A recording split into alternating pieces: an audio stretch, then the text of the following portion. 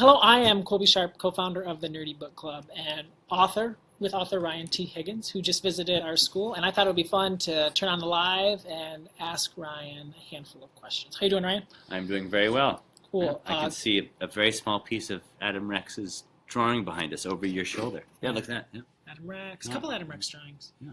Some Bob Shea work, Jared Krasaska way over there. Yeah, so now I'm not intimidated Not at all. intimidated, No, yes. no, get those. We've had a lot of fun people visit. Yeah. And you were have. amazing with the kids. Oh, well. You could tell thank like you had a little teacher in you. Nah, like- I just You learned that trial and from, error. Learned that from your wife, maybe. Yeah. Well, there are a lot of folks in my family who are teachers. So Okay. my mom's a teacher, my wife's a teacher, my dad was a teacher. Well, he taught sheet metal mechanics. But Absolutely, yeah, yeah. so lots of teachers in my family. Well, let's start with your new book. Can you tell us a little bit about Be Quiet? Yeah, so Be Quiet is a very wordy picture book about wordless picture books. So it's I'll go into a little more detail. One of the characters wants to make a wordless picture book, and his two very chatty friends fill his book with words while they're trying to make it better for him. And they have all kinds of grand ideas, and it just gets filled up with words. How would you describe your sense of humor? Because it's very, I mean, you can tell a Ryan Higgins book. But whether it's don't Bruce know. or Be Quiet, like how would you say Is it goofy? goofy? Maybe. Maybe. I don't know, because it's not dry, because I don't have a very well honed sense of humor. So I like to pepper jokes, like just throw lots of jokes. So instead of like a single dart that's really well aimed, it's just a handful of darts, and hopefully one of them sticks. Because people remember the good jokes, they don't remember the not so good jokes. It's probably not true.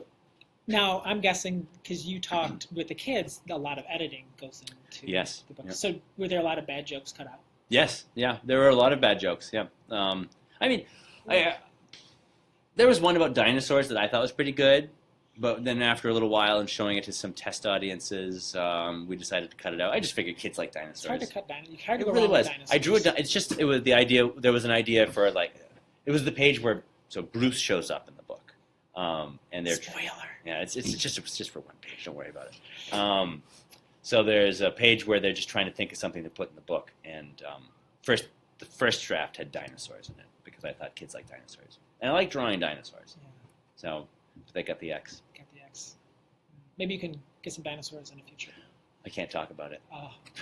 You heard it here first, folks. You and I just talked a little bit on the Yarn podcast, and you talked a little bit. Can you just talk a little bit about the struggles that you had as a young reader? Oh yeah. So I had trouble reading when I was a kid. Not a huge trouble. Just I read very slowly, and I always have.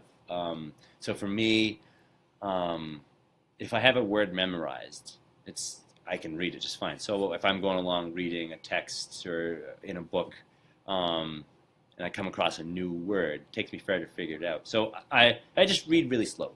My comprehension was good. I did well in school, but it took me forever to read books. And so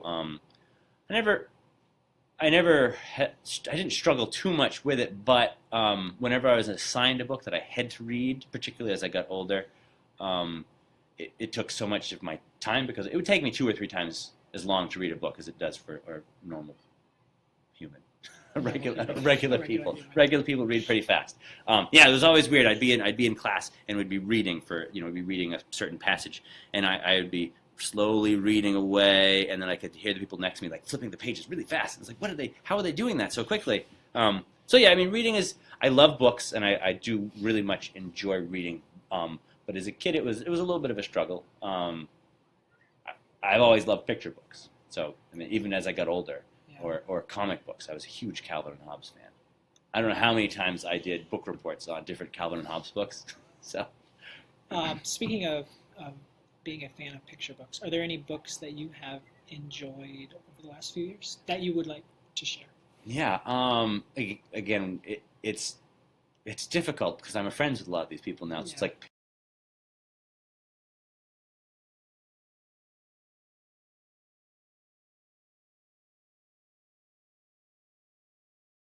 We're back. Oh, okay. Hi, everybody. I'm not sure how much you missed. Anyways, very profound what I said. You missed a lot. I talked about all of your friends. I think it changed your life with what I said just now that you all missed. I'm sorry. No.